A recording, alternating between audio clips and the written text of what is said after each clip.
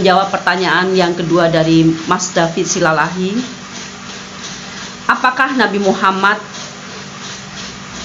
nabinya umat muslim di waktu kiamat memiliki kuasa untuk menghakimi orang yang hidup dan orang yang mati sama seperti kuasa Yesus? Kalau ada tertulis dalam ayat di kitab umat muslim, saya dan istri saya akan siap menjadi mu'alaf. Terima kasih buat Mas David Silalahi. Sahabat-sahabatku yang dirahmati Allah, sebelum saya menjawab pertanyaan dari Mas David ini, saya akan memberikan beberapa sedikit pemahaman tentang siapa Yesus dan kitab suci Al-Quran. Insya Allah pemahaman ini nanti akan memberikan hikmah tersendiri bagi Mas David Silalahi. Semoga hatinya dilembutkan agar menerima kebenaran dari agama yang lurus, yaitu agama Islam. Rasulullah Nabi Muhammad SAW pernah berkata, tidak akan terjadi hari kiamat sampai datangnya Nabi Isa sebagai seorang hakim yang adil. Bukankah Nabi Isa sudah mati meninggalkan dunia ini? Kaum Yahudi tidak berhasil membunuhnya. Mereka tidak pula berhasil menyalibnya. Ada orang lain yang diserupakan wajahnya dengan Nabi Isa atau yang mereka anggap sebagai Yesus. Dialah Yudas Iskariot. Dialah Yehusa yang ditangkap tentara Yahudi yang membenci Nabi Isa. Kemudian mereka menyalib di tiang Golgota. Sahabat-sahabatku yang dirahmati Allah, kaum Yahudi ini mengatakan kepada orang-orang, inilah Nabi Isa, Isa putra Maryam. Maka kata Allah, mereka tidak yakin dengan siapa yang mereka salib selama ini. Dan ini akan menjadi keraguan yang nyata sampai akhir zaman. Sahabat-sahabatku yang dirahmati Allah, pada tahun 324, tepatnya di sebuah kota di Nisea, ini adalah kota di bagian negara Turki yang sekarang sudah berubah namanya menjadi Istanbul.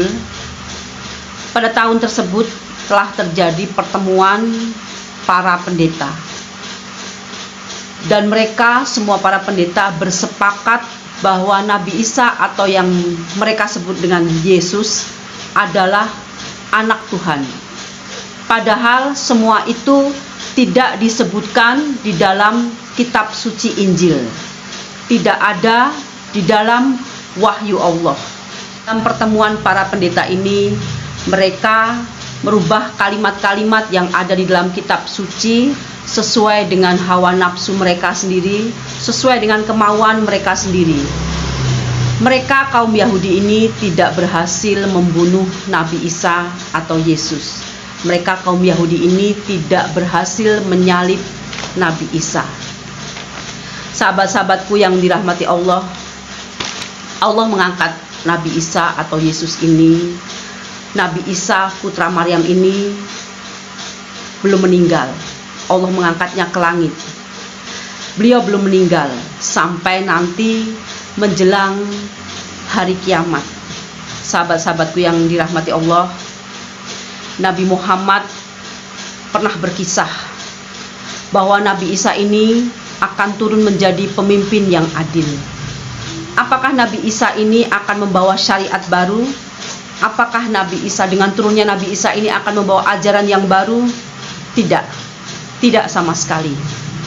Nabi Isa atau yang mereka sebut selama ini Yesus akan menghidupkan sunnah-sunnah Nabi Muhammad, menjadi imam di masjid, mengajak orang-orang untuk sholat berjamaah, dan tentunya menegakkan syariat-syariat Nabi Muhammad. Nabi Isa, Isa putra Maryam atau yang mereka sebut selama ini dengan Yesus, datang untuk membatalkan syariat-syariat yang sudah dirubah oleh para pendeta tersebut. Dan ini diantaranya, salah satu diantaranya mereka, para Yahudi ini mengatakan bahwa Nabi Isa meninggal di palang salib.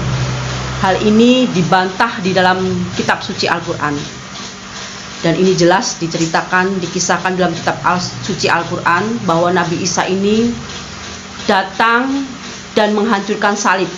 Sahabat-sahabatku yang dirahmati Allah, maksud daripada Yesus atau Nabi Isa ini akan menghancurkan salib, karena memang salib itu adalah kutukan. Salib itu adalah laknat atau kutukan, karena salib ini dahulunya merupakan lambang kutukan, lambang kutuk. Namun setelah peristiwa penebusan dosa di kayu salib itu, dengan menjadikan Nabi Isa atau Yesus ini yang tidak berdosa, menjadikan Yesus atau Nabi Isa ini seorang yang tidak berdosa, dibuat menjadi seolah-olah berdosa karena menanggung semua dosa-dosa daripada manusia, supaya hal ini dimaksudkan untuk supaya umat manusia yang percaya kepadanya tidak menjalani penghakiman atau menjalani penghukuman. Sahabatku yang dirahmati Allah, ada pula yang mengatakan bahwa ini adalah patung dia, ini adalah patung Yesus atau patung Isa putra Maryam. Maka hal ini dibantah jelas, dibantah keras di dalam kitab suci Al-Quran, bahwa sekali lagi mereka kaum Yahudi tidak menyalibnya, tidak berhasil pula membunuhnya. Kalau ada orang di luar sana yang berkata, kamu sekalian Muslim, jangan bahas agama kami, jangan bahas agama Kristen, urus saja agamamu. Sahabat-sahabatku yang dirahmati Allah, kami Muslim, kami semua Muslim tidak akan membahas agama orang lain, tidak akan membahas agama kalian semua kalau Allah tidak menyebutkannya di dalam kitab suci kami, tidak menyebutkannya di dalam kitab suci Al-Quran. Allah menyebutkannya tentang apa yang kalian sebut sebagai Tuhan itu di dalam beberapa surat, di antaranya adalah surat Al-Fatihah, surat Al-Imran, dan surat Al-Baqarah. Nabi Isa, Isa putra Maryam atau yang mereka sangka sebagai Yesus, anak Allah, tidak pernah mengaku sebagai Tuhan. Tak lain tak bukan, beliau adalah seorang Rasul, seorang Nabi utusan Allah. Semua Nabi tentunya meninggal dunia. Isa juga nantinya akan meninggal. Hanya saja tidak seperti nabi-nabi yang lain. Nabi Isa ini akan datang sekali lagi, yang untuk kedua kalinya di akhir zaman, akan menghancurkan salib dan tentunya akan membunuh babi. Kenapa beliau membunuh babi? Karena para Yahudi ini dan para pendeta Yahudi ini menghalalkan babi, padahal Nabi Isa atau Yesus ini tidak pernah makan babi. Lalu siapa yang merubah ajaran Nabi Isa? Ya, tentunya kita sudah meyakini kaum Muslim bahwa yang menyesatkan ajaran Nabi Isa ini adalah Paulus. Paulus pernah berkata, sejak Isa disalib menebus dosa-dosa manusia, maka semua binatang dihalalkan. Banyak ajaran Nabi Isa atau Yesus, Isa putra Maryam ini yang diselewengkan oleh Paulus yang bernama Saul. Sahabat-sahabatku yang dirahmati Allah, Saul ini tidak pernah belajar kepada Nabi Isa. Beliau mengaku diangkat sebagai rasul oleh Nabi Isa, maka disebut namanya sebagai Rasul Paulus. Dia hanya mengaku saja.